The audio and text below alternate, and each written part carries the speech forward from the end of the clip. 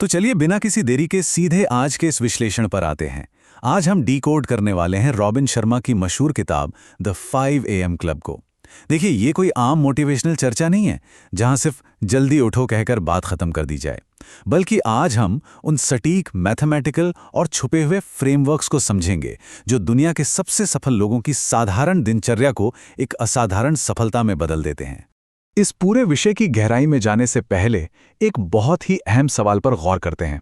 क्या आजकल ऐसा नहीं लगता कि जिंदगी बहुत तेजी से भाग रही है, लेकिन इंसान वहीं का वहीं अटका हुआ है? सुबह आंख खुलते ही सबसे पहला काम होता है मोबाइल फोन चेक करना, फिर दिन भर काम का भारी स्ट्रेस और रात को वही गहरी थकान। ये साइकिल बस यूं ही रोज चलती रहती है।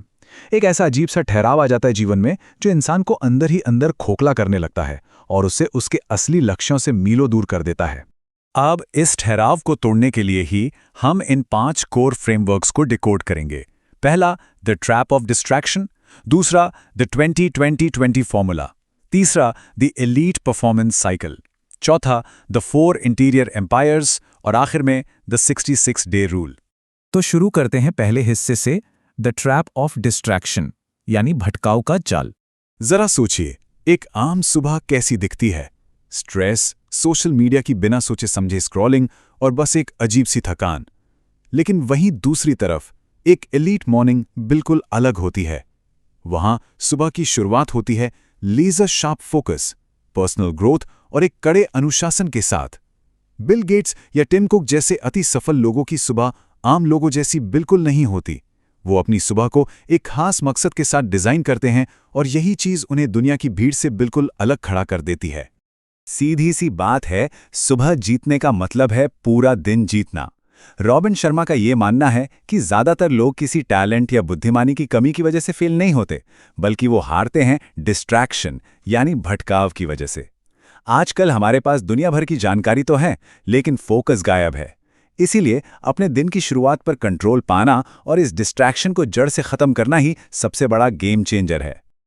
अब आते हैं दूसरे और सबसे अहम फ्रेमवर्क पर, द 20-20-20 फॉर्मूला। इसे विक्ट्री आर भी कहा जाता है। यह जीत का घंटा आखिर काम कैसे करता है? इसे दिन के पहले घंटे में 3 रणनीतिक हिस्सों में बांटा गया है। पहला स्टेप है मूव, यानी शुरुआती 20 मिनट जोरदार फिजिकल एक्सरसाइज जो ब्रेन का स्ट्रेस कम करके उसकी पावर को कई गुना बढ़ा देती है।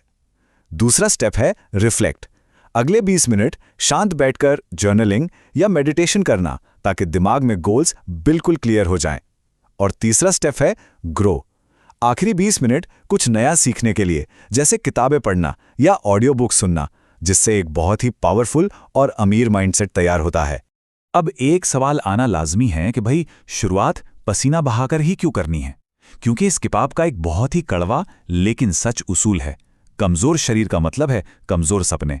शारीरिक कमजोरी किसी भी इंसान की महत्वाकांक्षाओं को धीमा कर देती है।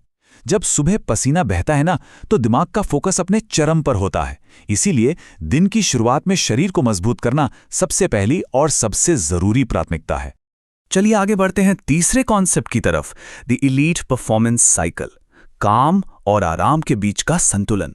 आजकल का जो ये हसल कल्चर है, वो लगातार काम करने और नींद कुर्बान करने को एक मेडल की तरह दिखाता है।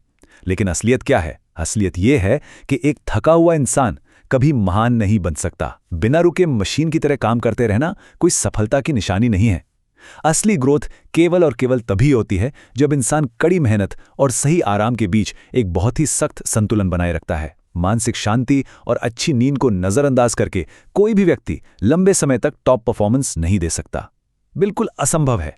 इसके बाद आता है चौथा और बहुत ही गहरा हिस्सा, द 4 इंटीरियर एम्पायर्स, सफलता के 4 आंतरिक स्तंभ।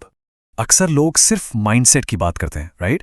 लेकिन सच्ची सफलता के लिए 4 अलग अलग हिस्सों पर बराबर काम करना जरूरी है।